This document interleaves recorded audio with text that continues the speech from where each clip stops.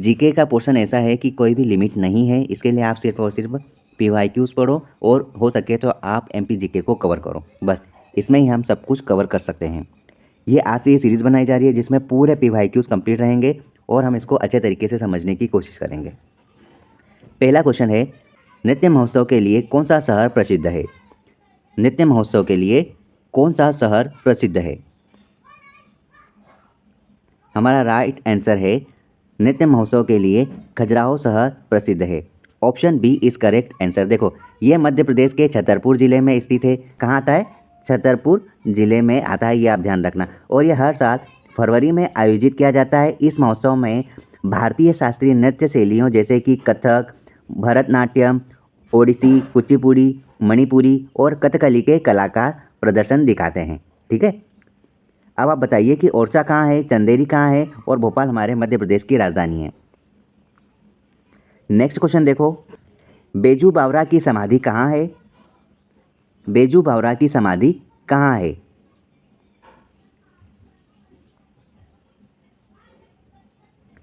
हमारा right answer है, बेजू बावरा की समाधि चंदेरी में है। ठीक है, option number 1 is right answer. देखो, वह 1613 में बसंत पंचमी के दिन चंदेरी में देहांत हो गए थे। कब? 1613 में। ठीक है, मध्य प्रदेश में कैप्टन रूप सिंह स्टेडियम कहाँ है? मध्य प्रदेश में कैप्टन रूप सिंह स्टेडियम कहाँ है?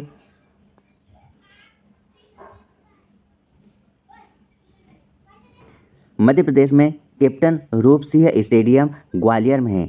Option A. ये स्टेडियम क्रिकेट और अन्य खेलों के लिए उपयोग किया जाता है। ठिठुरता हुआ गणतंत्र, इसके लेखक कौन है? ठिठुरता हुआ गणतंत्र, इसके लेखक कौन है?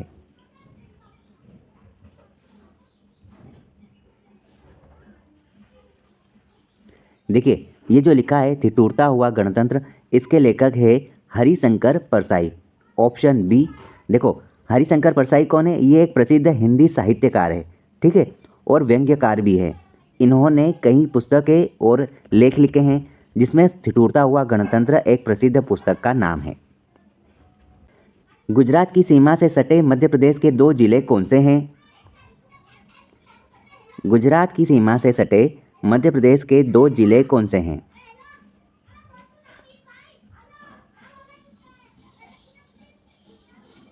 देखो, पहला है अलीराजपुर और दूसरा है झाबुआ। ये गुजरात की सीमा से सटे मध्य प्रदेश के 2 जिले हैं। ठीक है, यहाँ पर बड़वानी नहीं है, रतलाम और धार बिल्कुल भी नहीं होगा और ऑप्शन डी तो होना ही नहीं है। नेक्स्ट क्वेश्चन देखो, बिना ऑयल रिफाइनरी किन 2 कंपनियों द्वारा शुरू की गई? बिना ऑयल रिफाइनरी किन 2 कंपनियों के द्वारा शुरू की गई?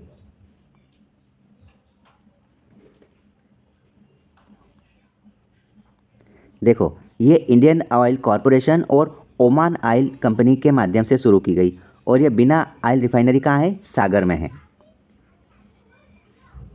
नेक्स्ट क्वेश्चन देखो, बिरहा और विदेशिया नामक गायन तरीका मध्य प्रदेश के किस क्षेत्र में है? बिरहा और विदेशिया।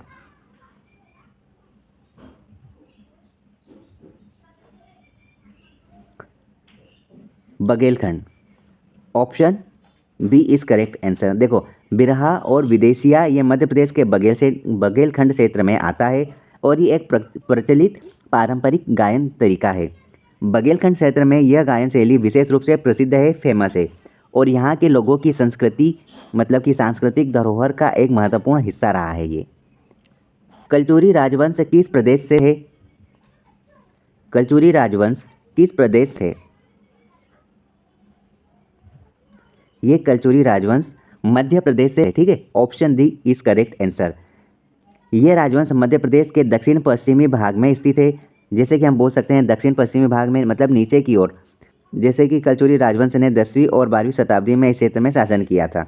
ठीक है, नेक्स्ट क्वेश्चन है, सरदारपुर वन्यजीव अभ्यारण्य मध्य प्रदेश के किस जिले में है? सरदारपुर वन्यजीव अभ्यारण्य मध्य प्रदेश के किस जिले में है?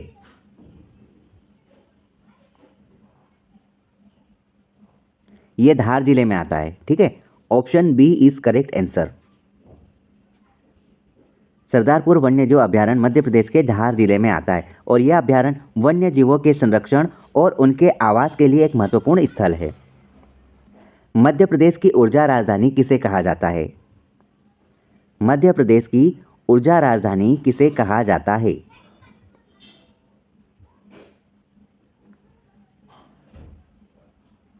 देखो, सिंगरौली को मध्य प्रदेश की ऊर्जा राजधानी कहा जाता है। सिंगरौली कहाँ पर है? तो याद रखना, सिंगरौली सीधी के पास है और यहाँ पर कई बड़े ताप विद्युत संयंत्र और कोयले की खाने हैं। सिंगरौली कोयला क्षेत्र के लिए प्रसिद्ध है, फेमस है और यहाँ की ऊर्जा उत्पादन क्षमता मध्य प्रदेश की ऊर्जा आवश्यकताओं को पूरा करने में महत्वपूर्ण भूमिका निभाता है। नेक्स्ट क्वेश्चन देखो, इंदौर घराना किसने स्थापित किया था? इंदौर घराना किसने स्थापित किया था?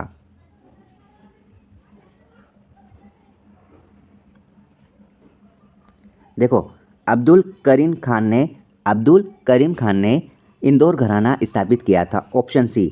और ये कहाँ पर है? ये इंदौर में है। यह घराना हिंदुस्तानी शास्त्रीय संगीत की एक प्रमुख शैली है और इसकी विशेषता ये है कि ये अपनी अनोखी गायन शैली और सुरों के संयोजन में समायोजित है। अब्दुल करीम खान एक महान गायक और संगीतकार रहे हैं जिन्होंने इंदौर घराने को स्थापित किया और इसे एक विशिष्ट पहचान दी। नेक्स्ट क्वेश्चन है, मध्य प्रदेश का कौन सा जिला मैग्नीज अयस्क के लिए प्रसिद्ध है? मध्य प्रदेश का कौन सा जिला मैग्नीज अयस्क के लिए प्रसिद्ध है?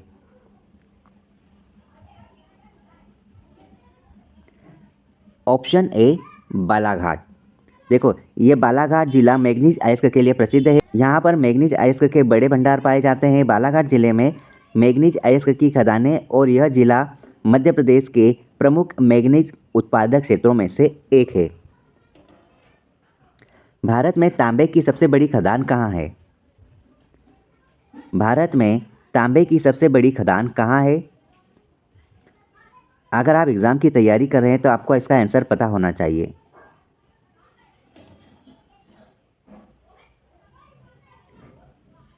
नेक्स्ट क्वेश्चन देखते हैं, कुमार गंधर्व पुरस्कार किस क्षेत्र से संबंधित है? कुमार गंधर्व पुरस्कार किस क्षेत्र से संबंधित है?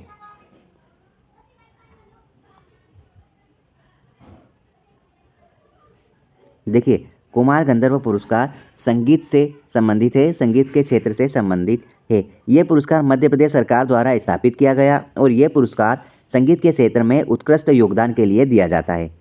कुमार गंधर्व एक प्रसिद्ध हिंदुस्तानी शास्त्रीय संगीतकार थे और इनके नाम पर हम पुरस्कार देते हैं। इन्होंने शास्त्रीय जगत में अपना नाम रोशन किया है। भगवान शनि की बहन किस नदी को कहा गया? भगवान शनि की बहन किस नदी को कहा गया?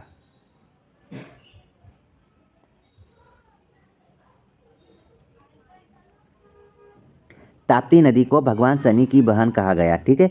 अब ये बताओ कि ताप्ती नदी निकलती कहाँ से है, ठीक है। ताप्ती नदी मध्य प्रदेश और महाराष्ट्र में बहने वाली नदियों में से एक है। ये नदी सतपुड़ा पहाड़ियों से निकलती है और अरब सागर में गिरती है। ताप्ती नदी को भगवान शनि की बहन माना जाता है और ये नदी हिंदू धर्म में एक पवित्र नदी का दर्जा दिया गया।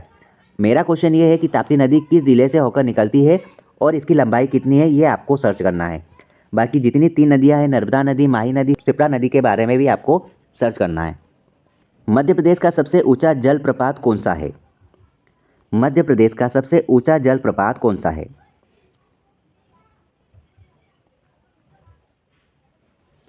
देखिए, मध्य प्रदेश का सबसे ऊंचा जलप्रपात है चचाई जलप्रपात, ठीक है।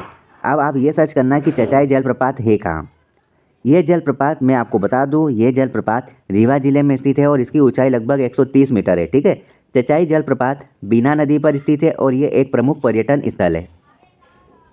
2011 की जनगणना के अनुसार मध्य प्रदेश में सबसे ज़्यादा जनसंख्या वाला जिला कौन सा है?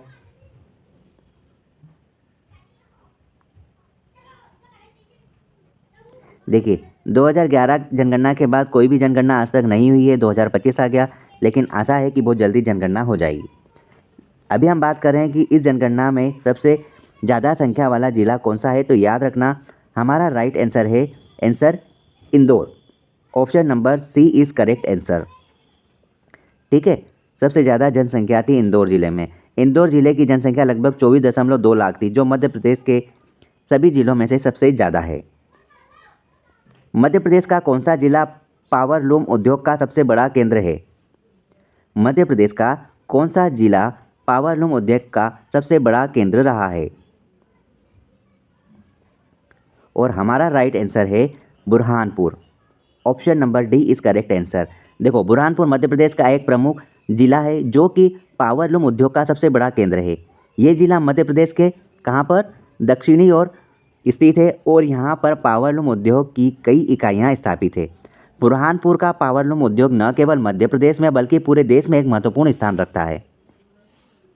नेक्स्ट क्वेश्चन है, मध्य प्रदेश का 52वां जिला जो आप जानते हैं कि निवाड़ी कब गठित हुआ था, उसकी डेट बताइए। इस क्वेश्चन का आंसर हम नहीं बताएंगे, आपको सर्च करना है और कोशिश करना है कि आप कमेंट कर सके ताकि दूसरे बच्चों को हेल्प मिल सके। आज का लास्ट क्वेश्चन है, आदमगढ़ की पहाड़ियाँ मध्य प्रदेश के किस जिले में है? आदमगढ़ की पहाड़ियाँ मध्य प्रदेश के किस जिले में है?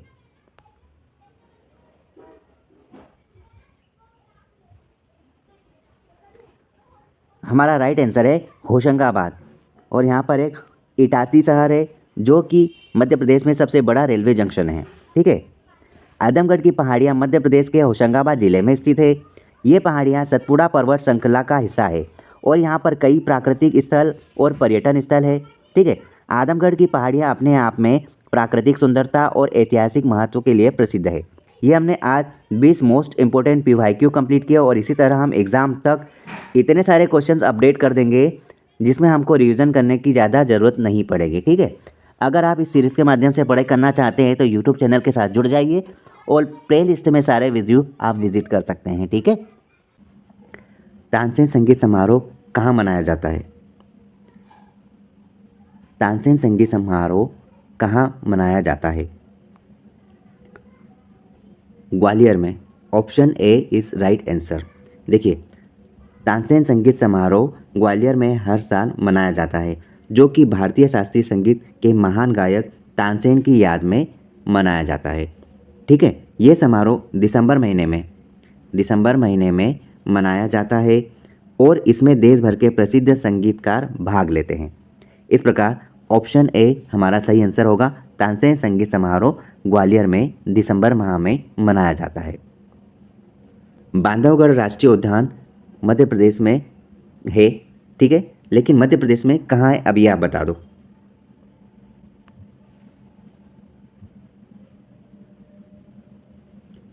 बांधवगढ़ राष्ट्रीय उद्यान मध्य प्रदेश में है, लेकिन मध्य प्रदेश में कहाँ है? देखो, बांधवगढ़ राष्ट्रीय उद्यान मध्य प्रदेश में है। Option C is right answer. लेकिन मध्य प्रदेश में भी कहाँ है? ये मध्य प्रदेश में उमरिया जिले में है। उमरिया जिले में बांधवगढ़ राष्ट्रीय उद्यान मध्य प्रदेश में है। ये राष्ट्रीय उद्यान बाघ अभ्यारण्य के लिए प्रसिद्ध है। किसके लिए? बाघ अभ्यारण्य के लिए। बाघ अभ्यारण्य के लिए फेमस है बांधवगढ़ राष्ट्रीय उद्यान और यहाँ पर कई अन्य वन्य जीव भी पाए जाते हैं। ये जो राष्ट्रीय उद्यान है बांधवगढ़ राष्ट्रीय उद्यान कब बना था? तो याद रखना, बांधवगढ़ राष्ट्रीय उद्यान सन 1968 में बना था। सन 1968 में बना था। राष्ट्रीय उद्यान का दर्जा दिया गया था। पहले ये राष्ट्रीय अभ्यारण्य हुआ करता था। ठीक है, कान्हा टाइगर रिजर्व किस प्रदेश में है? कान्हा टाइगर रिजर्व किस प्रदेश में है? देखिए, कान्हा टाइगर रिजर्व मतलब कि कान्हा किसली नेशनल पार्क। ठीक है, ये है मध्य प्रदेश में। हम सभी जानते हैं क्योंकि हम पढ़ाई कर रहे हैं यहाँ पर, तो इतना हमें पता है। Option B is correct answer. देखो, कान्हा टाइगर रिजर्व मध्य प्रदेश में कहाँ पर है? ये है मंडला ज़िले में। और आप ये भी कह सकते हैं कि मंडला के साथ साथ आप यहाँ पर बालाघाट भी बोल सकते हैं क्योंकि ये बना है मंडला में और उसका क्षेत्रफल बालाघाट तक फैला हुआ है। ठीक है, ये भारत में प्रसिद्ध और सबसे बड़े टाइगर रिजर्व में से एक है। कौन? कान्हा टाइगर रिजर्व, जो कि मध्य प्रदेश में बालाघाट और मंडला जिले में है। और हम ये बोल सकते हैं कि यहाँ पर बाघों का संरक्षण सबसे ज़्यादा हो रहा है और यहाँ पर कान्हा टाइगर रिजर्व को 1955 में ही स्थापित कर दिया था। अब आप ये बताना कि कान्हा टाइगर रिजर्व को राष्ट्रीय उद्यान का दर्जा कब मिला था, उसकी डेट आप फाइंड करेंगे। निम्नलिखित में कौन सी नदी का उद्गम मध्य प्रदेश में नहीं हुआ है? निम्नलिखित में कौन सी नदी का उद्गम मध्य प्रदेश में नहीं हुआ है? ऐसे क्वेश्चन को करने के लिए आपको ये पता होना ज़रूरी है कि कौन कौन सी नदियाँ मध्य प्रदेश में बहती है, मध्य प्रदेश में उनका उद्गम स्थल है। देखिए, मध्य प्रदेश में पहला देखें हम चंबल नदी जो इंदौर के जानापाव पहाड़ी से निकलती है, ठीक है। और बेनगंगा की बात करें तो इधर ही मतलब कि आप बोल सकते हैं बालाघाट तरफ के एरिया से निकलती है, ठीक है। बालाघाट या फिर अपना सिवनी के आसपास से निकलती है। शिप्रा की बात करें तो ये अपने इंदौर के आसपास मतलब कि उज्जैन में बहती है, ठीक है। और यहाँ पर देखें कि बनास नदी अपने मध्य प्रदेश में से नहीं निकलती है। ये कहाँ की नदी है?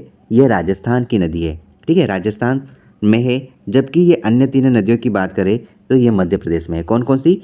चंबल मध्य प्रदेश में है, बेनगंगा मध्य प्रदेश में है और शिप्रा। अब बेनगंगा से याद आया, बेनगंगा और वर्धा ये दो ऐसी नदियां हैं जो कि महाराष्ट्र में मतलब कि आप बोल सकते हैं नीचे की ओर छत्तीसगढ़ में एंट्री लेती है। और ये बेनगंगा और वर्धा नदी दोनों मिलती है, उस पॉइंट से एक नई नदी का निर्माण होता है और इसको बोलते हैं प्राणहिता नदी, ठीक है। प्राणहिता नदी कौन कौन बनाती है? बेनगंगा प्लस वर्धा नदी से मिलकर एक नई नदी का निर्माण होता है जिसका नाम है प्राणहिता नदी। ये आप ध्यान रखोगे, प्राणहिता नदी, ठीक है। नेक्स्ट क्वेश्चन कुछ इस प्रकार है, मलाजखंड खदान किस खनिज से संबंधित है? मलाजखंड खदान किस खनिज से संबंधित है? याद रखना, मलाजखंड खदान पहले है का ये पता करना। तो मलाजखंड खदान ये है बालाघाट में। अब बालाघाट कहाँ है?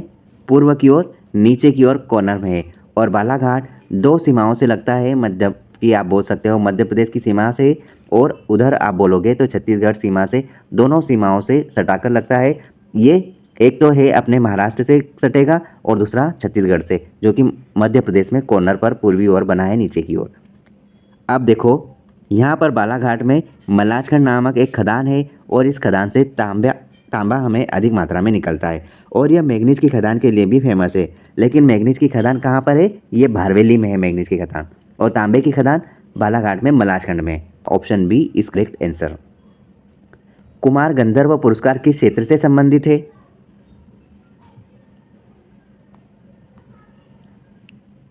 देखो, कुमार गंधर्व पुरस्कार किस क्षेत्र से संबंधित है?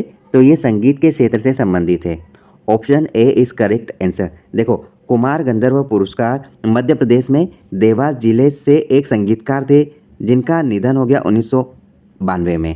कुमार गंधर्व नाम के एक संगीतकार थे और उनके नाम पर यह पुरस्कार वितरित किया जाता है, ठीक है। और इनका निधन कब हुआ? सन 1992 में हुआ। और ये कहाँ के थे? ये देवास जिले के थे, ठीक है। कुमार गंधर्व के नाम से ही ये पुरस्कार दिया जाता है संगीत के क्षेत्र में, ठीक है। नेक्स्ट क्वेश्चन देखते हैं, निम्नलिखित में कौन सा बांध बेतवा नदी पर नहीं है? निम्नलिखित में से कौन सा बांध बेतवा नदी पर नहीं है? याद रखना, बाणसागर बांध बेतवा नदी पर नहीं है।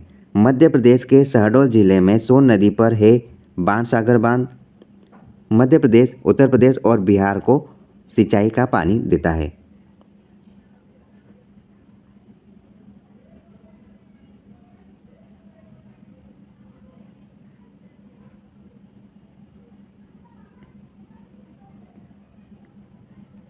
निम्नलिखित में से कौन सा बांध बेतवा नदी पर नहीं है? देखो, ऐसे क्वेश्चन को करने के लिए आपको सबसे पहले क्या समझना पड़ेगा कि बेतवा नदी पर कौन कौन से बांध है।